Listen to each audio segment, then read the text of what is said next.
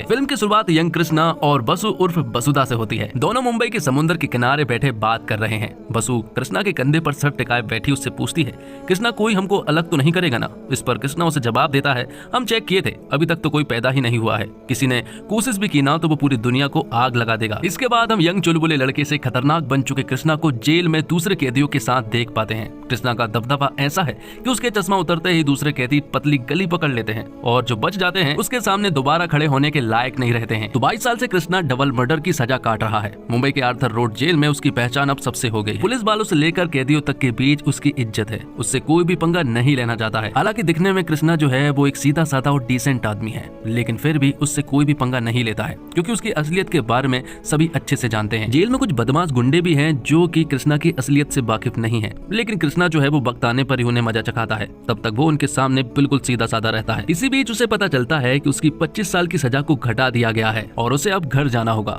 तो वो पूरी तरह से डर जाता है। बचपन में ही अनाथ हो गए कृष्णा के पास वापस जाने का कोई घर नहीं है। वसुधा उसका सब कुछ थी, लेकिन जिंदगी के जिस मोड़ पर वो दोनों खड़े हैं वहाँ एक दूसरे को अपनाना नामुमकिन है। ऐसे में वो जेल से निकल कर करेगा क्या? साथ ही वो ये भी कह देता है कि वो बाहर जाने के लिए बिल्कुल भी तैयार नहीं है, लेकिन इसका कोई भी फायदा नहीं था क्योंकि उसकी अगले दिन रिहाई थी। लेकिन कृष्णा ऐसा होना नहीं देना चाहता है। वो जेल में ही रहना चाहता है, इसलिए वो जेल के सबसे बदमाश आदमी के पास जाता है और उसे वो बेरहमी से मारता है। लेकिन यहाँ पर उस बदमाश आदमी को लोग बचाकर ले जा लेते हैं और यहाँ पर कृष्णा को एक सेपरेट में डाल दिया जाता है। और जेल के ऑफिसरों को ये बात बहुत अच्छे से मालूम है कि कृष्णा बाहर क्यों नहीं जाना चाहता है और ये बात भी मालूम है कि कृष्णा ने उस बदमाश आदमी को क्यों मारा है, ताकि उसे जेल से बाहर ना जाने दिया जाए। लेकिन डिसीजन फाइनल था और उसे अगले दिन जेल से रिहा होना ही होगा। कृष्णा के जेल से निकलने का मतलब था कि कृष्णा का 22 साल पहले हुए वाक्यों को दोबारा जीना, वसुधा से दोबारा मुलाकात और बीते गमों की दोबारा वापसी। इस सब के बीच उसे उस काली अंधेरी रातों को फिर से जीना पड़ेगा जिसने उसकी और वसुधा की जिंदगी को आम लव स्टोरी से बदलकर एक खौफनाक सपने के रूप में बदल दिया था। तो अगले दिन कृष्णा रिहा होने वाला था और कृष्णा का सबसे अच्छा दोस्त जिग्नेश जो है वो ये बात बसु को भी बता देता है, जिसके बाद कहानी जो है वो 22 साल पहले शिफ्ट हो जाती है, जहाँ पर कि हम यंग बसु और कृष्णा को देख पाते हैं। 22 साल पहले दोनों ही मुंबई की एक चौल में रहा करते थे। दोनों ही एक दूसरे के पड़ोसी थे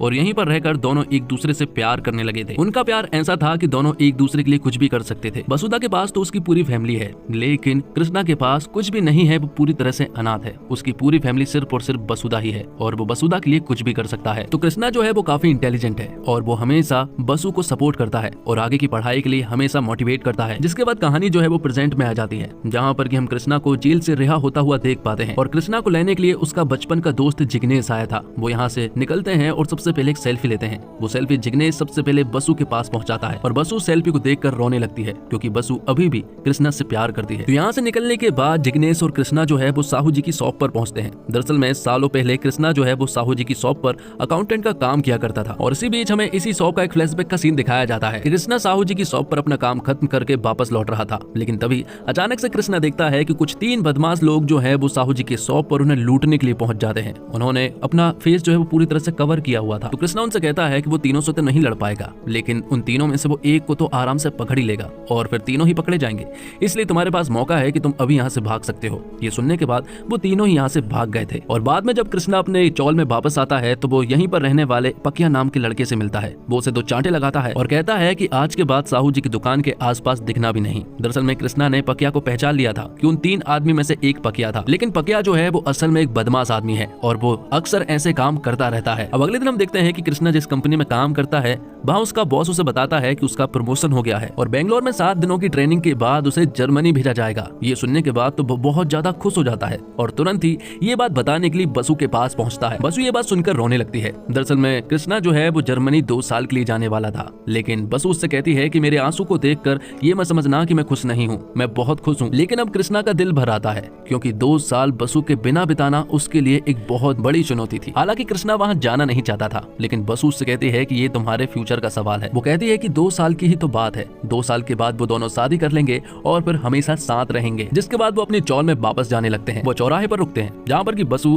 कृष्णा से कहती है कि मैं यहाँ से जाती हूँ और वो 5 मिनट के बाद आए, वरना सभी को शक हो जाएगा। और जब बसु चौल में जा ही रही थी कि तभी अचानक से 3 बदमाश लड़के यहाँ पर बसु को पकड़ लेते हैं और वो बसु के साथ दुष्कर्म करने की कोशिश भी कर रहे थे और उन 3 लड़कों में से एक लड़का पकिया था। तब यहाँ पर कृष्णा पहुँचता है और वो उन तीनों लड़कों को बुरी तरह से मारने लगता है। उसके हाथ एक हथियार भी लग चुका था, जिस वजह से वो उन तीनों में से 2 की जान ले लेता है और पकिया यहाँ से भाग चुका था। यहाँ से वो उन दोनों को सड़क पर घसीटते हुए लेकर आता है और खुद को सरेंडर कर देता है। है। जिसके बाद कहानी जो है वो प्रेजेंट में आती है। यहाँ पर हम कृष्णा को देख पाते हैं जो कि 22 सालों के बाद चौल में वापस आया था। वो सबसे पहले अपने कमरे में पहुंचता है। 22 साल पहले कृष्णा ने इस कमरे में एक अंगूठी छिपाई थी और वो वही यहाँ पर लेने के लिए आया था। वो अंगूठी यहाँ पर नहीं थी और फिर तभी यहाँ पर एंट्री होती है बसु की। बसु यहाँ पर उससे मिलती है और दोनों एक दूसरे को देखते ही रह जाते हैं। बसु यहाँ पर कृष्णा से कहती है कि मुझे मालूम था कि जेल से निकलने के बाद वो यहाँ पर जरूर आएगा और उसे ये भी मालूम है कि वो यहाँ पर अंगूठी लेने के लिए आया था, लेकिन सालों पहले ही बसु ने उस अंगूठी को कृष्णा के कमरे से निकाल लिया था। जिसके बाद बसु कृष्णा को उस जगह पर ले जाती है जहाँ पर कि वो दोनों अक्सर मिला करते थे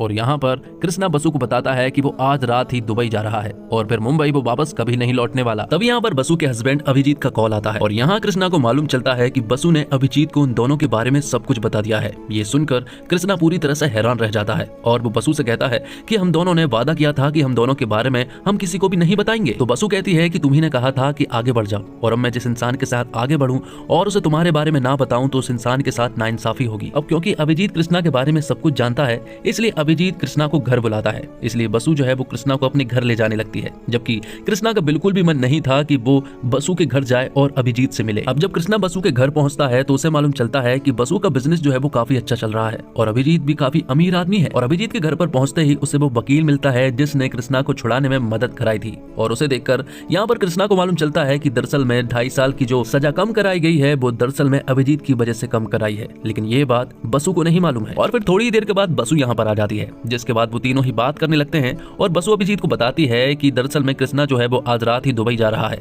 जिसके बाद बसु को एक अर्जेंट काम आ जाता है ऑफिस के लिए, इसलिए वो तुरंत ही ऑफिस के लिए निकल जाती है। उसके जाते ही अभिजीत यहाँ पर कृष्णा से बात करने लगता है और वो तुरंत ही उस रात के बारे में पूछता है। हालांकि अभिजीत को उस रात के बारे में बहुत अच्छे से मालूम है, लेकिन एक बार फिर से वो कृष्णा के मुंह से सुनना चाहता है। लेकिन यहाँ पर बसु ने जिस तरह से अभिजीत को बताया था उसी तरह से यहाँ पर कृष्णा भी अभिजीत को उसी तरह से सब कुछ बताता है कि उन 3 लोगों में से उसने 2 को मार दिया था और एक लड़का पकिया जो है वो भाग गया था। जिसके बाद उन दोनों लड़कों को उसने घसीटता हुआ सड़क पर लेकर आया था और खुद को सरेंडर कर दिया था। लेकिन यहाँ से अभिजीत को आगे की स्टोरी नहीं मालूम थी। उसे जानना था कि आखिर आगे हुआ क्या, आगे पकिया का क्या हुआ। जिस पर कि यहाँ पर कृष्णा बताता है कि उसके जेल जाने के बाद उसे सिर्फ और सिर्फ एक ही चिंता सता रही थी कि जेल में आ जाने के बाद अब पकिया जो है वो बसु के साथ कुछ करना दे। इसलिए कृष्णा ने बसु को अपनी पूरी फैमिली को लेकर मुंबई छोड़ने को कहा था। तब बसु ने ऐसा ही किया था और उसकी पूरी फैमिली मुंबई छोड़कर चली गई थी। और फिर कुछ दिनों के बाद कृष्णा को मालूम चलता है कि थाईलैंड में महेश नाम का एक बहुत बड़ा गैंगस्टर जो है वो अरेस्ट हो चुका है और उसे थाईलैंड से अब इंडिया लाया जा रहा है। लेकिन इंडिया में भी उसके बहुत सारे दुश्मन हैं। तो महेश जो है वो उसी जेल में आ जाता है जिस जेल में कृष्णा है। तब कुछ क्रिमिनल्स को जेल में लाया जाता है जो कि महेश को मारना चाहते थे और महेश जो है वो यहाँ पर कृष्णा की शरण में आ जाता है और कृष्णा भी महेश को बचाने वाला है क्योंकि उन क्रिमिनल्स में से एक क्रिमिनल पकिया है। तो पकिया के साथ 4-5 लोग और भी हैं जो कि यहाँ पर महेश को मारने वाले हैं। एक दिन वो मौका देकर महेश को मारने के लिए आते हैं, लेकिन उसका सामना जो है वो कृष्णा से हो जाता है और कृष्णा यहाँ पर पकिया को बुरी तरह से मारता है और उसकी जान ले लेता है। तो पकिया को किस तरह से मारा कृष्णा जब ये सारी स्टोरी अभिजीत को बता रहा होता है कि तभी पीछे से ये सारी बातें बसु भी सुन लेती है। और फिर बाद में महेश ने ही यहाँ पर कृष्णा की मदद की थी दुबई जाने के लिए और वो उसका सारा खर्चा भी उठा रहा था। कृष्णा ने पकिया को जेल में मार दिया था, ये बात बसु को नहीं मालूम थी, जिस वजह से वो उससे कुछ बात करना चाहती थी। इसलिए यहाँ पर बसु जो है वो कृष्णा को नीचे तक छोड़ने के लिए आती है और वो कृष्णा से कहती है कि इन 22 सालों में कोई दिन ही ऐसा होगा जब उसने इस पल के बारे में सोचा ना हो। जिस पर कि कृष्णा उससे कहता है कि इन 22 सालों में इन पलों के अलावा उसने कुछ सोचा ही नहीं। बसु उससे कहती है कि क्या तुम कभी मुंबई वापस लौटोगे, जिस पर कि कृष्णा मना करता है। कृष्णा बसु को समझाता है कि ये कहानी इतनी ही थी, हमें साथ इतना ही जीना था। बसु कृष्णा से कहती है कि मैंने तुम्हारी जिंदगी बर्बाद कर दी, जिस पर कि कृष्णा कहता है कि मैं तुम्हारे कुछ काम आया, इससे बड़ी बात तो कुछ हो ही नहीं सकती। जिसके बाद बसु जो है वो कृष्णा को गले लगा लेती है। यहाँ पर कृष्णा उससे कहता है कि बालकनी से अभिजीत सब कुछ देख रहा है, लेकिन बसु भी ये बात बहुत अच्छे से जानती है और उसे कोई भी फर्क नहीं पड़ता है क्योंकि कृष्णा जो है वो हमेशा के लिए दुबई जाने वाला है। तो कृष्णा जो है वो यहाँ से जिग्नेश के साथ निकल जाता है। बाद में जब बसु जो है वो अभिजीत के पास आती है तो अभिजीत यहाँ पर बसु से कुछ सवाल करता है और वो उससे ये भी कहता है कि मुझे ये बात जाननी है कि आखिर उस रात हुआ क्या था, क्योंकि बसु और कृष्णा जो स्टोरी बता रहे हैं वो उसे सही नहीं लग रही है। जिस पर कि बसु उसे रियल स्टोरी बताना शुरू करती है। उस दिन वो दोनों मिले थे और जब बसु चौल की तरफ वापस लौट रही थी तो उन तीनों ने उसके साथ दुष्कर्म करने की कोशिश जरूर की थी, लेकिन जो 2 लोग मारे गए थे वो कृष्णा के हाथ नहीं मारे गए थे, बल्कि बसु के हाथ गलती से मारे गए थे सेल्फ डिफेंस में। और थोड़ी देर के बाद जब कृष्णा यहाँ पर आया